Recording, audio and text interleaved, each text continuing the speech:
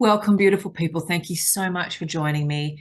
My name's Charlie Giles. This is the Sacred Wound Medicine YouTube channel, and I have a fabulous conversation coming up for you today. Now, if you haven't already and you've just happened to land on this video, please make sure you subscribe whichever way to this YouTube channel so that you can stay in touch with all the different interviews that I have coming up.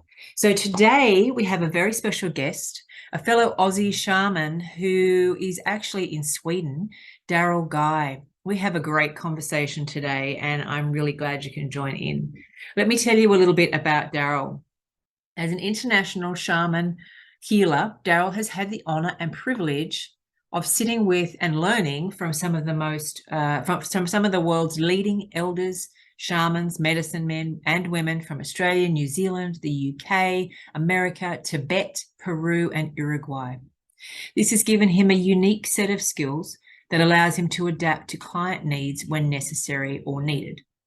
He does one-to-one healings that include exorcism work, and from 2010, he has been working in ceremonies with his two master plants, San Pedro and Los Santos Ninos, the mushrooms, as well as assisting and co-leading month-long dietas from 2015 to 2018. He assisted with the master's program Svarta Speglar at Stockholm Academy for dramatic arts, using some of his workshop techniques. So welcome, Darryl. So from a bit of feedback from the conversation we had during the Sacred Wound Summit that we did 6 weeks ago now, such good feedback from the conversation we had. And I think what we've realized is that there's a lot more people coming into ceremonies, getting experience or wanting to dive into this new healing modality of psychedelics, granted that it's not new. But, and then we realized that maybe we could do a bit of a conversation around, well, what should people really keep in mind when they're going to a ceremony? What are some etiquette rules? What are some things, especially from the perspective of the shaman? So let's have a conversation about that. Yep, easy done. And thanks for having me back, Charlie. Right. It's a pleasure to be here. Okay, so a lot of people are coming to ceremony now, and there's kind of, you're going to go either to be healing, maybe you want to be going to find things out, some insights, or you maybe just want to experience the plants. And all of those are valid reasons for attending ceremony. The one thing that it's not is it's not Luna Park. It's not an amusement park, people. So you're going into plant ceremony. It's a very serious space. It's a very sacred meeting with the plants.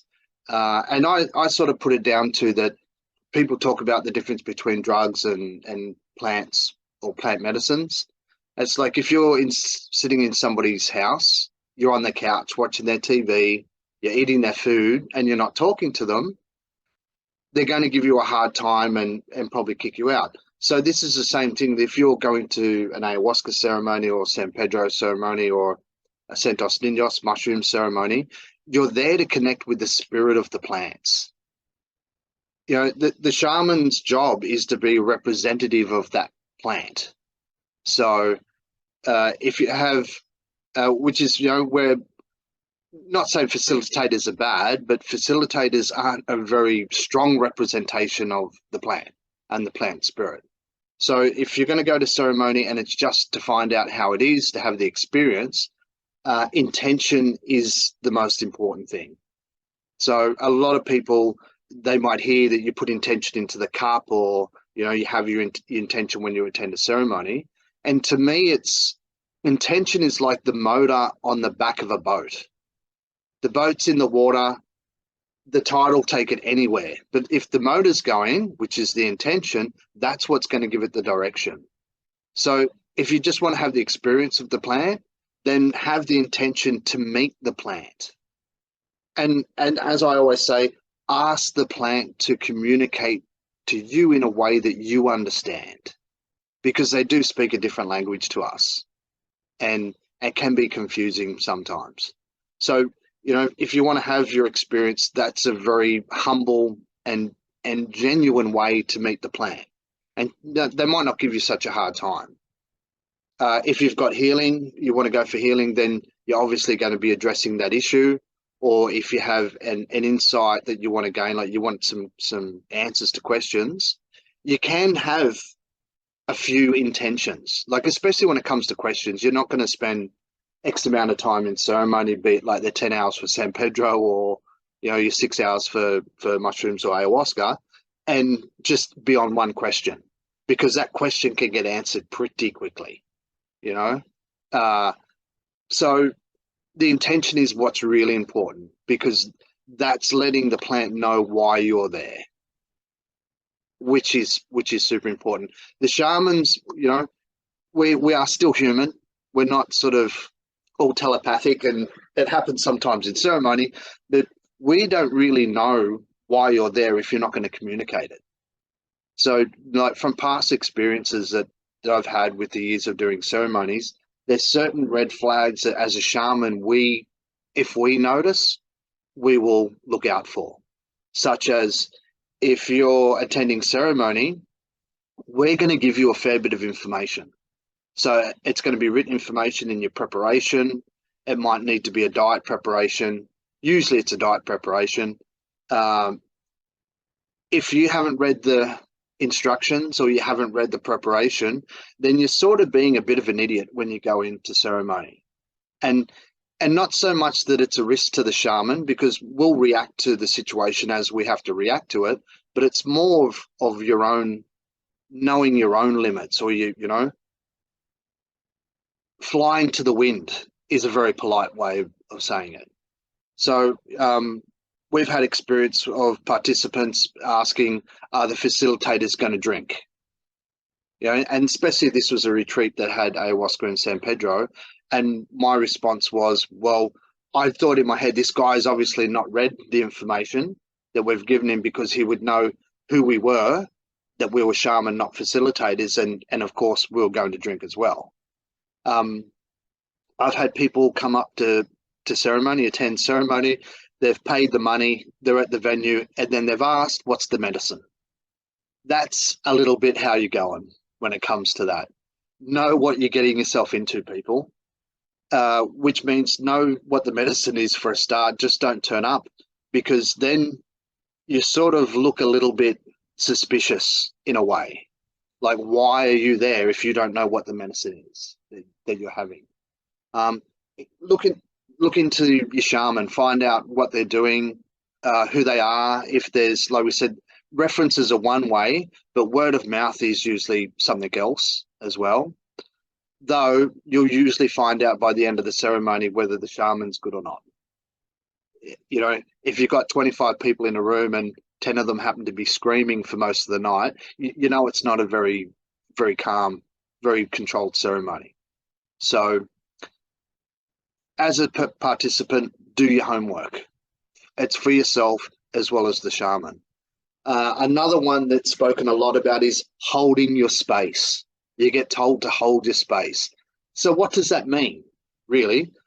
Imagine you're in a very small rowboat with 15 people. You're going to sit there. You're not going to rock the boat, because you start rocking the boat, it's going to put everybody into the water. So in ceremony, the space is very different inside than it is outside. We're basically opening a portal, and that portal is very potent, especially energetically. It can be different towards the different plants. Like San Pedro, a San Pedro ceremony with me is a lot easier. It's almost like a walk in the park, in the sense it's the daytime. We let you walk around. It's because it's a very long medicine. Whereas if you have a Ninos or Santos Ninos or mushroom ceremony with me, I'll be saying, hold your space really well. So you don't crawl off your mat and start dancing in the room. You don't start singing songs with the shaman. It's not a sing-along. If you like to play an instrument, you're not there to play an instrument, which, again, it sounds like maybe a bit of a silly thing to say, but we've had people that they turn up and they want to play an instrument. Maybe they like the guitar and stuff like that, but you're not coming to ceremony to be an entertainer. You're there as a participant, which also means you don't touch anybody else in the ceremony. Like physically, you don't start talking to people. In my ceremonies, especially with San Pedro, I'll tell you, don't go around to talk to people. If you don't want to work, that's one thing, but you start talking to somebody and you're taking them out of their opportunity to connect with the plant. You're wasting their time as much. And it's easy with some medicines. I've seen people, they're going through a bit of a hard time and they start looking at the watch, like, I'm going to ride this one out. Some medicines you can, because the effect will drop off, but some, like especially like San Pedro, you're not going to. It's a very long day. So holding your space is staying on your mat. Don't be getting vocal. For sure, sometimes things are going to get tough for you, but at that point, I will always say, put up your hand. We notice when somebody's got their hand up. We're not going to just let you sit in the dark, waving your hand, asking for help. You don't have to start screaming out. And I always say to people, remember who you are, because the plants might try and dominate you. There might be things in the room from other participants or that are around, and they could interact with you, which could bring out a certain effect. You've got to hold your space in terms of keep yourself sane, keep yourself stable. Mind you saying that, I can honestly say this from experience, because my second ayahuasca ceremony in the jungle, I did have an entity jump into me. I did crawl off my mat. I took off my clothes and I danced around the room like Mick Jagger. So I know exactly what's going on in that respect. It was a very strange night, a very fun night for me and also for the shamans. And if Ross Heaven was still alive, he could probably tell you a couple of good jokes about that one. So holding the space is important, especially what I consider to be with mushroom ceremonies, because the environment is very different. And you're laughing. If you can't control yourself laughing, that can jump to other people, which means from our point of view, the ceremony can become infected. And if it becomes infected, some of us will try and battle through it. Some of us will just close the ceremony down, which means the medicine keeps working. You've just lost the opportunity of all the other attendant spirits to the plants. So that's, holding your space is really important, because you have to be responsible for yourself. Don't be a bit of an idiot. So, and we've had people, dancing in the room, had people doing martial arts in the room, and this is how they're trying to cope with the plant, when all you really need to do is go in and connect.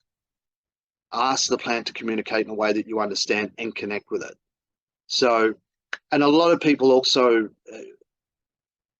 especially if it's your first ceremony, you can be quite nervous and quite scared, which is normal. It's very natural, but don't get stuck in your head, people. You get stuck in your head, it can be a really, really rough night. And the medicine might not land, or it can become very confusing. And if people get stuck in the head, they also can want it to stop. And we've had experience of that, where people that want it to stop, and it's in the blood. Like you're now on the roller coaster, and the roller coaster's left the safety of the platform, and it's going to be like this. We can't just stop it and pull it out of you. There are things that can be done to bring the effect down, for sure. And certain shamans have their own tricks, I guess, for doing that. Though, essentially, if you've got the resistance and you're a bit of a control freak, and it's going to start to control you a bit more, it's not going to be fun for you. So, and my experience for that, like, especially, I'm not an ayahuasca shaman. I'm a San Pedro shaman and a mushroom shaman. So I've worked with ayahuasca in terms of my own healing, and I've also worked with a group where we did a lot of ayahuasca ceremonies. And being plant shamans, we can help each other out. So the ayahuasca shaman can help me with San Pedro, and me being a San Pedro, I can help with the ayahuasca. For me, one of the greatest nights of connecting to the medicine was, I could see this grey ball of snakes, and it was I realized it was my mind. Like, it really was. It looked like my brain. I was up in there. There was like a million thoughts an hour. So what I started doing was just relaxing down into my chest. And when I relaxed down into my chest, the visions began to open up. And then the plant began, Mamaya began to speak. Soon as I started thinking about what was going on, this grey ball of snakes came back up. So this was how Aya was helping me navigate her in a way. And all you have to do is just relax, be down into your chest, feel your chest. Don't think yourself, I'm in my chest, because you're just stuck in your head. You feel yourself there, and just relax into the medicine. We always say, like Ross said to me, like, there's number one rule: do not let anyone die. Like, that's the number one rule of ceremony. And people say, oh, you know, that's a funny bit of a joke, but it's a very real thing, because unfortunately people have passed in ceremony for different reasons, whether it be negligence or whether it be health. But again, this comes into the preparation guide. You need to be healthy to attend ceremony. Being in that space where things go wrong is not going to be fun. Not going to be fun for you. It's not going to be fun for the shaman. But if you know your medicine and you know who you're with, you can feel safe and you can relax. And that's really the key to working with the plants. It's not how much you drink, it's how much you connect. Can I just, because while you're saying all that, I think it's like fantastic, exactly what people need to hear. And I think that thing about getting stuck in your head is so human, right? I mean, we're human. Yep. We're in our head most of the time. And the idea of, you know, I was told a while ago, there's only two types of people in the world: a control freak or a recovering control freak. And, you know, basically that's what it becomes when you, especially when you're trying these medicines, as you said, but sometimes for the first time, there's all this, you know, you do all this research and you're automatically in your head about the preparation. But I think, you know, from hearing what you're saying, the importance of preparation in the fact of perhaps preparing yourself by saying, I'm likely going to get stuck in my head and try to overanalyze what's happening. I mean, it's psychedelics. If you haven't tried it before, you're like, what's going on? I need to think about what's happening. How long is this going to go for? I don't know what's happening, you know, that kind of thing. And that's a survival technique. So it's understandable. But what kind of, I guess what I'm asking, if it's a question, is that the importance of that preparation, like you said, you know, don't turn up without reading the stuff, but the preparation of, you know, staying out of your mind and trying to release yourself of that anxiety of perhaps saying, I know I'm going to probably want to control the situation. When I'm stuck there, when I find myself in my head, what can I now do? How can I, like, I know you're mentioning about coming down into the heart, but you know, that preparation of that, how important is that? It's super important just for your own state of mind, because that rat's wheel that can go round, the fears can jump up, but also expectations. Like, that's one of the main hurdles that anybody that's beginning with plants will have to get over, is they've heard different people talk about it. They've read different things. They're waiting for the big visions and all that kind of stuff. The real gift, the only true gift that expectations will give you, is going to be disappointment. So for me, having a really major connection where the visuals are incredible, you're in the hologram, all this kind of teaching, I could not wait to go back into my next ceremony, because I loved what I saw. I loved what was going on, loved the information. And then the next ceremony, the plants know more than we do. So I went into the next ceremony and there was nothing. There was no visuals. There was no major teachings. There was blackness, but there was one statement, and that statement was total abundance. And that ceremony was worth way more than the visuals and, you know, this is this and this is that and this is the other. But you be in your body. we as shaman, we're there to anticipate if something's going to go wrong. We know certain characteristics when they start to happen. Pardon me. So if you sort of struggle, we know that you're going to be struggling, and we'll help you with that. The way that I work is that I have little tricks that will get you very quickly, energetically straighten in a line, and that can help you relax. Other shamans have different things. So, but if you can just be with yourself, though it can get a little bit crazy in your head, know that it's not going to last forever. The effects are going to wear off, and it might seem like it's been 3 or 4 hours, and it might have only been an hour. So you know, just know that it's going to be there. But if you are struggling, ask for help. Don't stay there to the point of exhaustion, or that you're calmly just freaking out in the corner, because depending on the size of the ceremony, I've worked rooms where there's been one person, and I've also been in rooms where there's been 26 plus people. So when it's a big crowd like that, and I'm not saying that you should have more or less, or small ceremonies are better, but when there's a bigger crowd, we have to keep that space safe for everybody. So if you're maybe a bit of a control freak and you're starting to panic and you're asking for help, if you're going to keep the shaman occupied for 2 hours, then you're denying a lot of work for a lot of other people.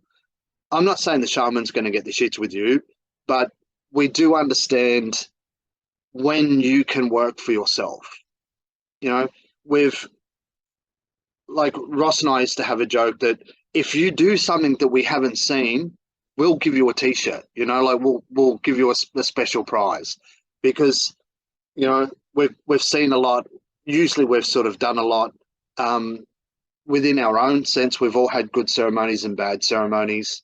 So we know how you're going to react, but have courage. This is the other part. You can't have courage if you don't have fear. And when you're going into a ceremony and your head's getting full of stuff and things are getting a bit weird, maybe you don't like the sound of 3 people next to you throwing up, or somebody's making noise that's disturbing. If you have fear, just find the courage. That's how you're going to get past the fear, you know, and believe in yourself. Trust yourself first, trust the medicine second, and then also trust the shaman and who's working with the shaman, that it's going to be a good experience. Because the plants are wondrous. They're seemingly at this point in time, so many people have lost faith with either religion or medicine, pharmaceuticals. They're looking for an alternative way to find the answers to get to that peace of mind or to that healing. And this is a very valid thing at this point in history. Like, there's probably more plant ceremonies going on now across the world than at any time in history's consciousness. So know that you're not alone. That's another one. You're not stuck somewhere, even if it's a bit of a hard time. How much of the hard time is yourself? This is another question. The plants aren't going to punish you. They're not there to give you a hard time. If you are disrespectful, then maybe that could be a bit of an issue, but that also comes down to being humbled. So if you're going to go into ceremony with a big ego, oh, I've drunk 100 times. If you've drunk 100 times, why are you there again? That's my first question. But if you're going to go to the big ego, like, oh, I'm this person, I'm that, everything is great. Take it with a very big grain of salt that you might have an experience that humbles you down to just being a normal person and being somebody who will develop respect. And that's something else that is a bit of a red flag for what we think in plant ceremonies. You need to have respect, and it's not just self-respect. You really got to respect the plants, like majorly. There's nothing, like, again, a conversation I had with Ross, we're talking about this. People that sort of think maybe it's a bit expensive to go to ceremony, so they'll come up with all different reasons, or, oh, look, we're just going to pay this much kind of thing. How are you in your mind where you've just drunk, you've just ripped the shaman off and disrespected their work and for what they're doing? Because not every shaman's looking for a gold watch, mind you. They're not very rich. Good shamans are not very rich. So you've sort of diddled them on the price, and you know that, but then you've just drunk a whole cup full of something. What's going to go on for you? Like, are you going to get caught? And again, I'll speak from my own experience. We was working with a shaman. We were doing 3 days in a row of San Pedro. So that would be one ceremony. People would come in, and then there was such an interest. We had to have 3 days, not the same people the 3 days, but different people. Anyway, beforehand, I had a list, and I spoke to a friend, and I said, like, this is what we're up against this weekend. And she looked at the list. She pointed to a name and said, she's redhead. She's from this nationality, and she's going to screw you for the money. So it's like, you can do that. To my friend, I'm like, I didn't know you could do that. So then it comes to the day, collecting the money in the morning, get all that done before ceremony starts. And this person's now saying that they don't want to pay the money. They only wanted to pay a fraction of the price for 2 people. And I sort of like looked, and I'm like, oh, hold on. You've got red hair. You're of this nationality. So I just asked, like, where are you on the list? Straight to that name. And I got a bit of faith in my friend. But then now we're in a position of, what do we do with this person? Because, and the shaman that I was working with, she didn't want to cause problems. She's like, just let them go. And I said, like, basically, look, we're here, we're putting on the event, we got things to cover. It's never free. Ceremonies, we do not do free ceremonies. The medicine costs, whether it's time and money, usually time and money. The venue's going to cost. The food that you're going to have is going to cost. So all these things we pay for before the actual event. So, and this lady's like, look, we don't want to be here for that long. We're not going to be here for dinner. Someone's going to come and pick us up. So, okay, no problems. Let's just get on with it. The end of the ceremony, because we had maybe 30 people on that day. The next morning, I like to give people breakfast. Well, when it's dietary recommended, you can give them breakfast. And here's this lady and her friend. And I'm like, so hold on. I thought you were going to leave yesterday. And she's like, oh, look, really sorry. The friend was going to pick us up and got his leg broken.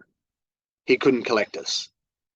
So, and for me, it's like, here we go. Here's just a lesson in being humbled. Don't try and think you're getting one over on the shaman or the people that are organising the ceremony, because who are you really cheating?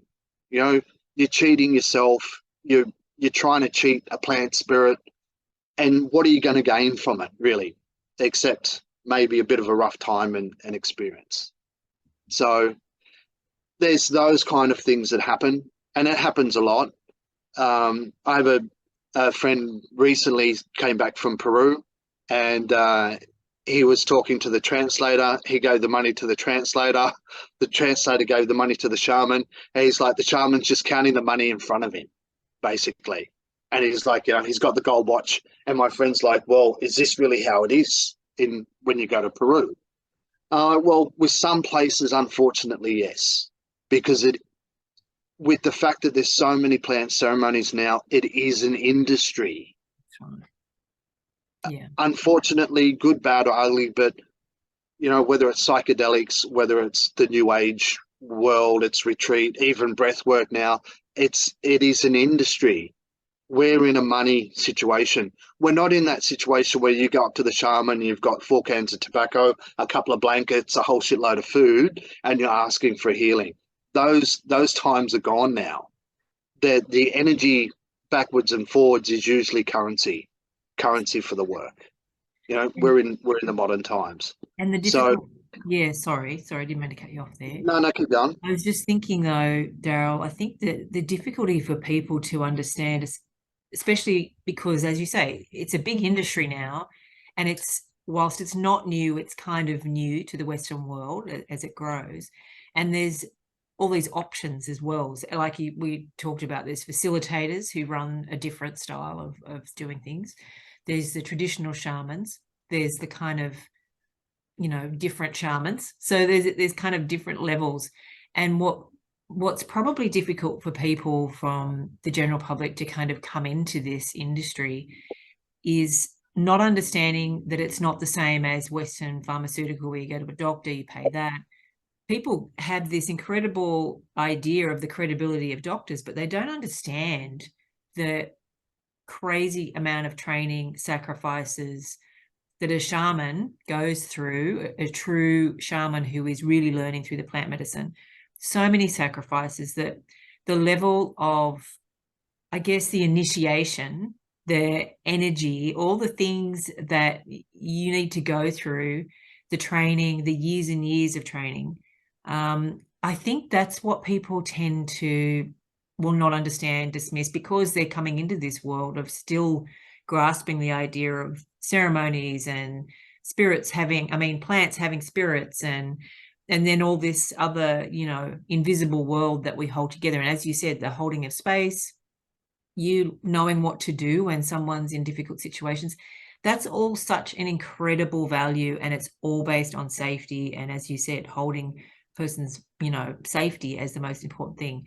I just wanted to voice that, because there are so many people kind of going, well, you know, if it's medicine and it's helping people, maybe you shouldn't have to pay for it. It's like, you need to the person who is healing, you know, healing, it's such an important and incredible process that you need to value it and have an energy exchange just as importantly as the medicine that you're asking to help heal you, and as importantly as the shaman that you're asking to participate.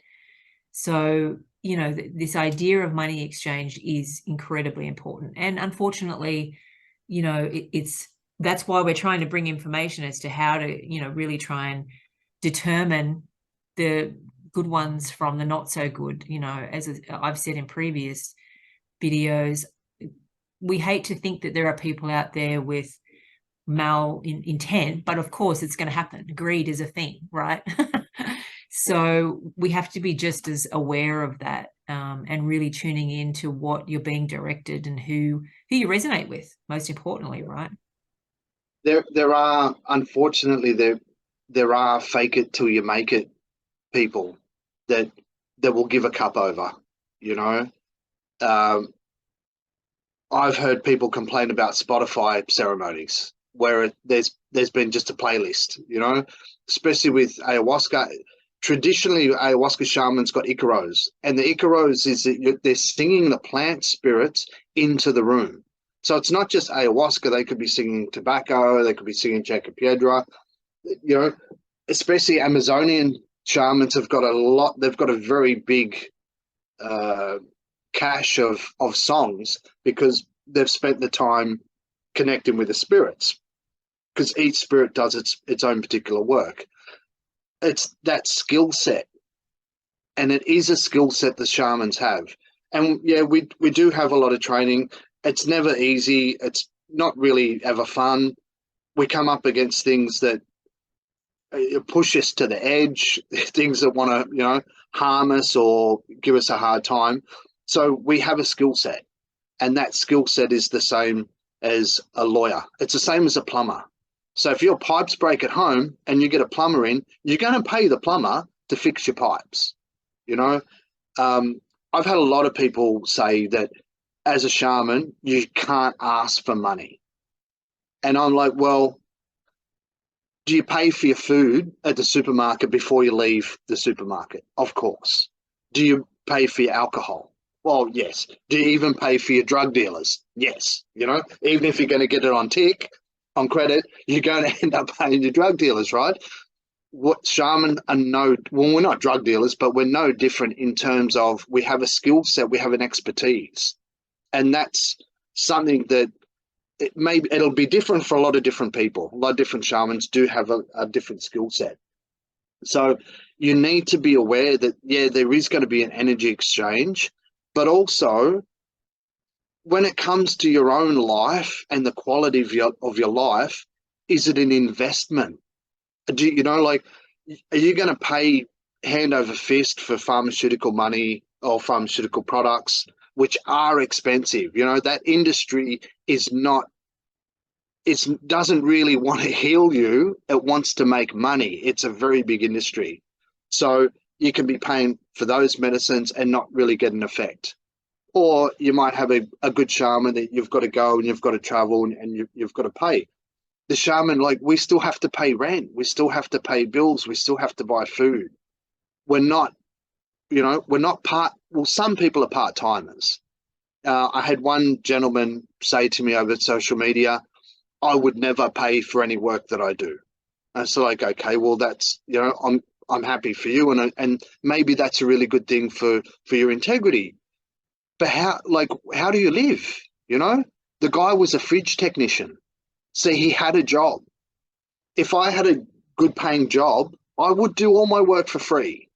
But unfortunately, the invisible world does not put, you know, ghost money into my bank account that I can pay my bills with, because the guy collecting the bills, he's a very real person knocking at your door. So, you know, yes, it does cost. Depending on who you're with, it's going to cost whatever price. When I first started doing ceremonies, I was always told that I was very cheap, because for me, it was more about the medicine than it was basically about me and my survival. And that comes down to broken people usually don't have a lot of money either. We know that. We take that into account. So, you know, sometimes we're in a position that, yes, we can do free work. And a lot of us like to do free work because the gift of somebody's quality of life returning, that's payment. You know, seeing them happy, seeing them get their life back on track, that is as good as money that you can pay your bills with. But, like, please, people, your shaman are still humans. We might have our frailties, where we might have a weird skill set, but we definitely have bills. I can tell you that. It's 100%. You know, but in saying that, yes, there are some people that will fake it till you make it, because it looks easy. A good shaman will make it look easy, because you don't know what's going on in the background. So the price can vary from different places, you know. But again, personally, for me, it's like, what you're paying for is, you're paying for the medicine first, you're paying for the venue secondly, you're paying for my skill set, you're paying for the food that I'm going to give you either after ceremony or the next day. We're going to take care of you. We're not there counting the money in front of you trying to fleece you. You know, though I will say there are some groups and shamans that are counting the money as you come in the door. For some of them, it's more about how many we can fit in the room than maybe the quality of the work. So, but again, this is the preparation. This is part of your preparation. If you're looking for groups, just because they're popular and just because there's a lot of people following them on Facebook, does not mean they are reputable. You know, I always say the old adage: if you grow up amongst lunatics, that's normal behavior. So if you start with a group that's not a really credible group, and the plans are going to give you a good experience, they're going to give you information, you're going to make that connection, then you're going to think then that's like it's a really credible group, or it's a really credible situation. Maybe it's when you can't go to those ceremonies, or you go to somebody else, all of a sudden you find out, hold on, that was a circus compared to this other new thing. So it is a bit of a trial by error, unfortunately, though. You know, I always wonder, again, back in the day when people were finding out what kind of mushrooms were edible and what kind weren't, that's also trial by error. But it's not, those days are over. Those days are over, people. Try and find out who you're working with. Understand that, yeah, a lot of people can look good, a lot of people can say the right thing, but really what it comes down to in ceremony is what happens. What do they do? Do they just sing for a while and then put on a playlist? if somebody's sort of going a little bit squirrely, are they able to calm them down and fix that problem? Because you're squirrely for maybe a couple of reasons. Either you have an entity or a demon or something that's going to come out. How is that going to be dealt with? Because that can cause disruption to you, and it causes disruption to the room.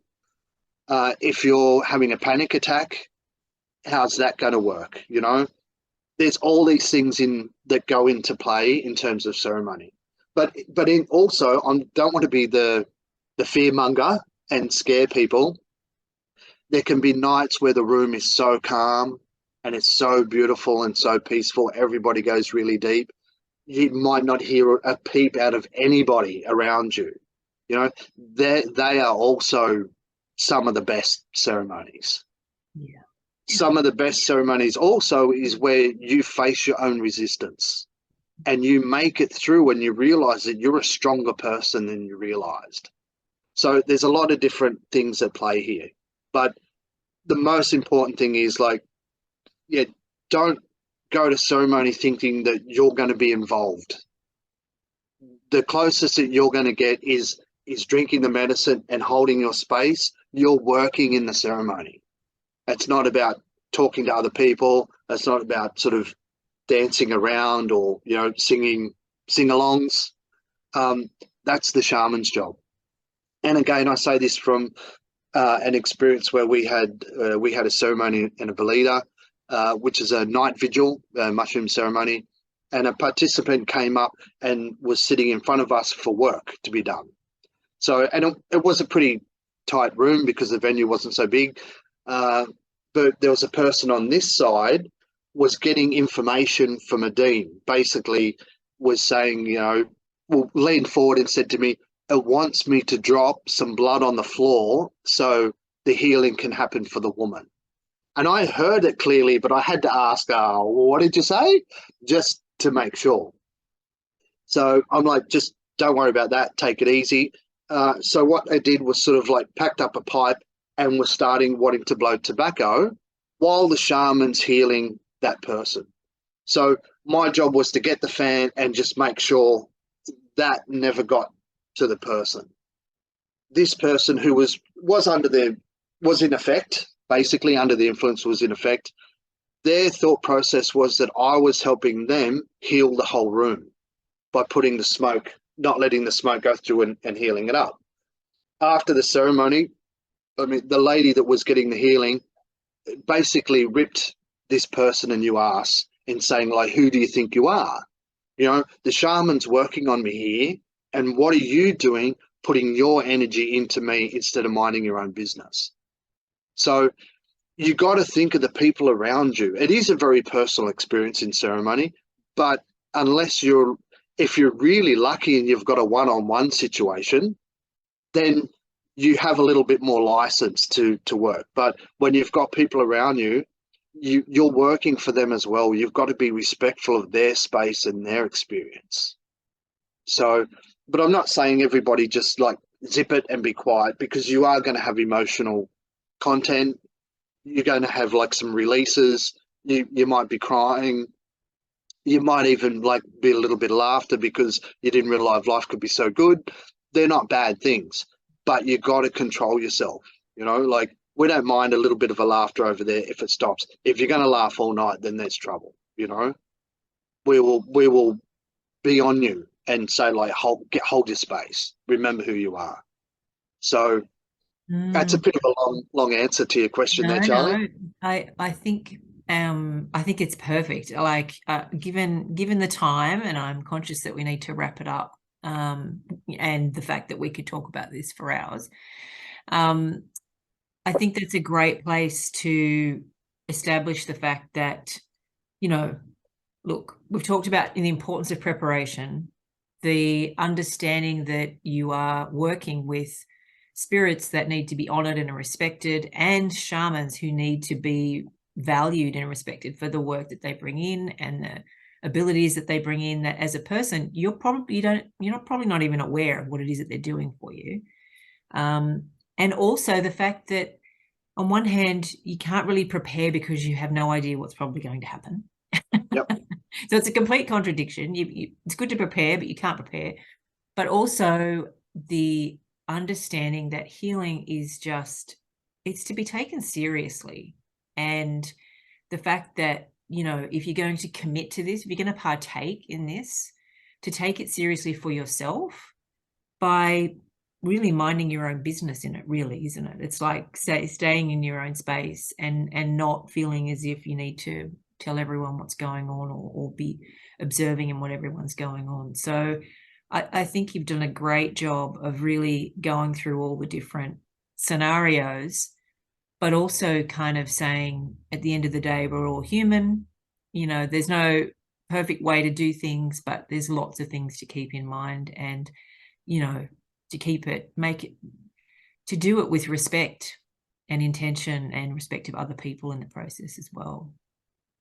A little bit of an adjunct is something that, like, a lot of people don't maybe realize, but it's something I've seen over more than 10 years of doing ceremony work, even with healing work.